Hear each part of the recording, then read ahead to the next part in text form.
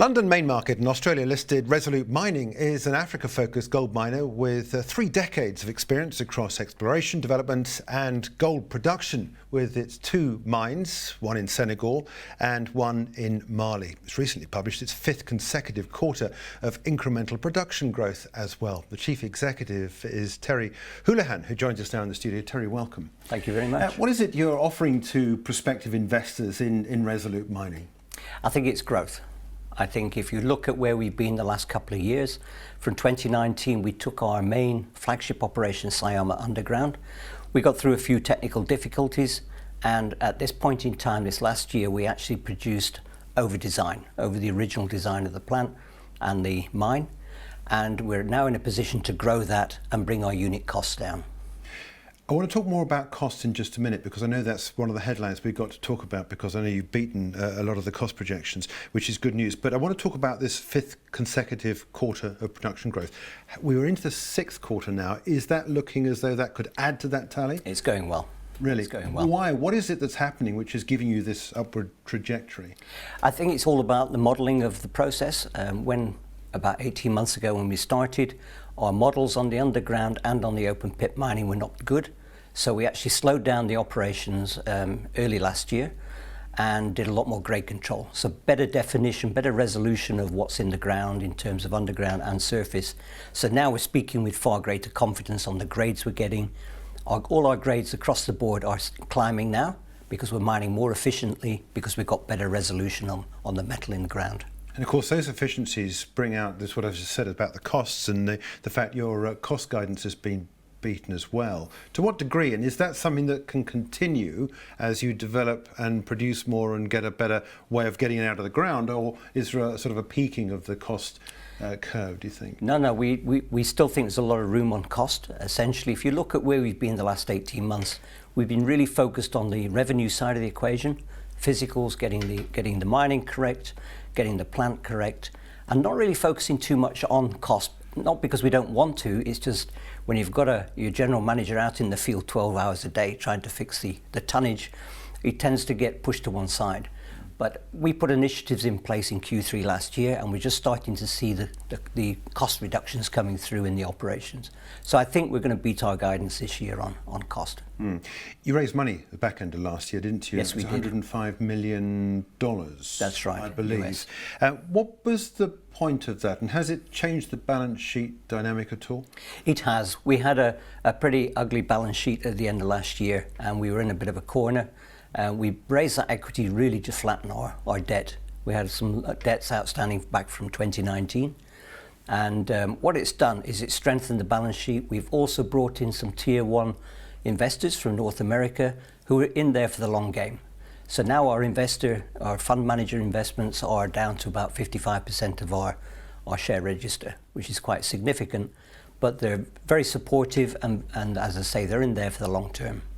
Let's talk a little bit more about your exploration, because it's not just about mining the material, which of course brings in the money, but the exploration looks exciting as well. I think you just announced a 58% increase, haven't you, in resource size at the Syama North. That's correct. Project. That's correct, isn't it? So how's this? What was this unexpected, or was this something you've been working towards with a fair idea it was going to happen? Because of all the problems we've had, we haven't done a lot of exploration at Syama. Now, Syama is a big 85-kilometre strike, and it has not been very well explored over the 40 years that people have known about it for various reasons. So we went back to basics, and we just started drilling very close to the metallurgical complex, and within 4 to 10 kilometres we found this huge deposit. We were already scratching the surface with it, with small oxide deposits on top, so the equipment is already on top of it. But in a short space of time, we found 3 million ounces, which was a surprise to us. As we were going along, we thought maybe it'll get to 2 million, but we were surprised it's actually 3 million ounces, and we're still drilling.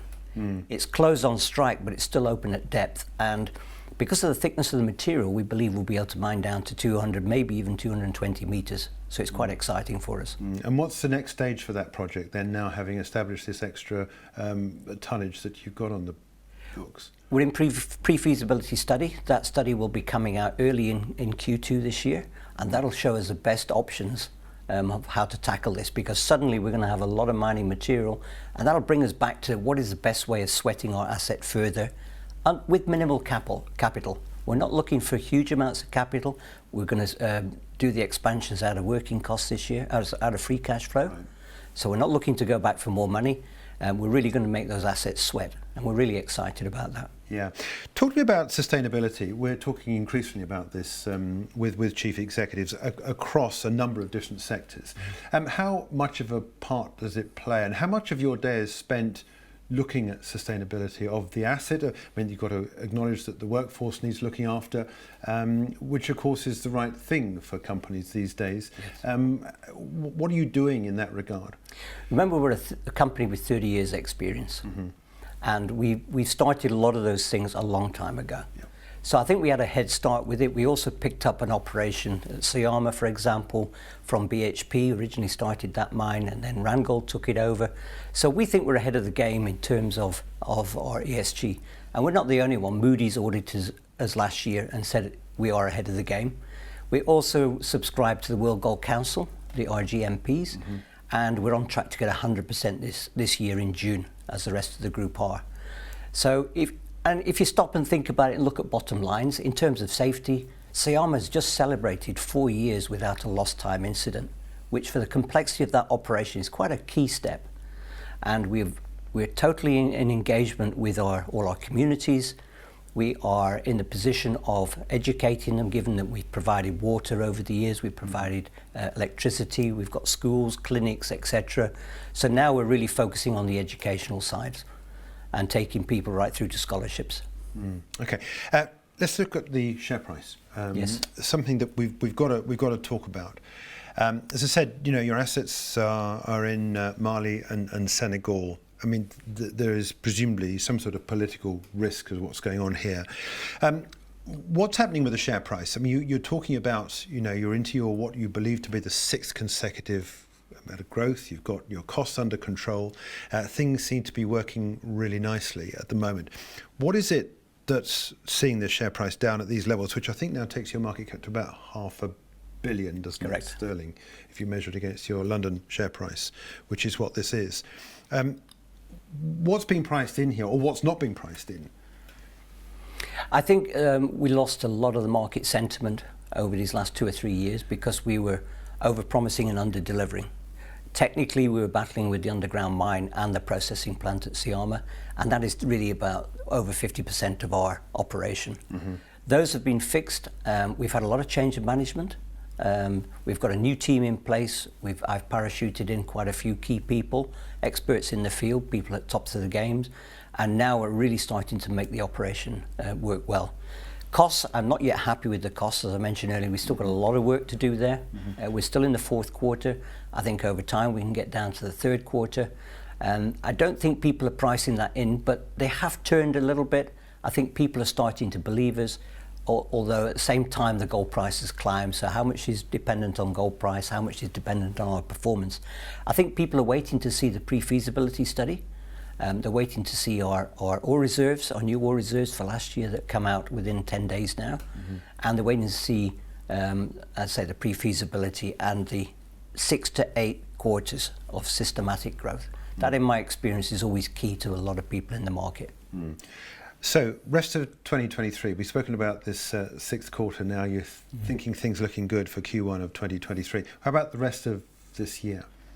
Rest of this year, I think with the Syama North, it's unlikely, but it's a possibility we could start bringing some of that material into the operation. We will be looking, and we are already expanding our crushing stages on the front end of the plant. We're focusing on the mills to debottleneck those more. We're predicting, whereas the sulfide plant last year treated 2.1 million tonnes, that was its nameplate capacity. This year we're expecting 2.35, and we're at those levels now. It's a significant step up, especially given the grades have come up over the last 2 years from underground from 2.4 to over 2.7, given that the design was 2.6. So we're really starting to get everything, all our ducks in a row. And as I say, we focus on cost. We want to bring that down, sort of knocking on the door of 3rd quartile by the end of this year, and being able to predict where we're going to go with the growth for the next three to 5 years. We look forward to hearing more about that when it happens. But Terry, in the meantime, thanks for joining us. Super. Thank you very much for your time. Terry Holohan is the Chief Executive of Resolute Mining.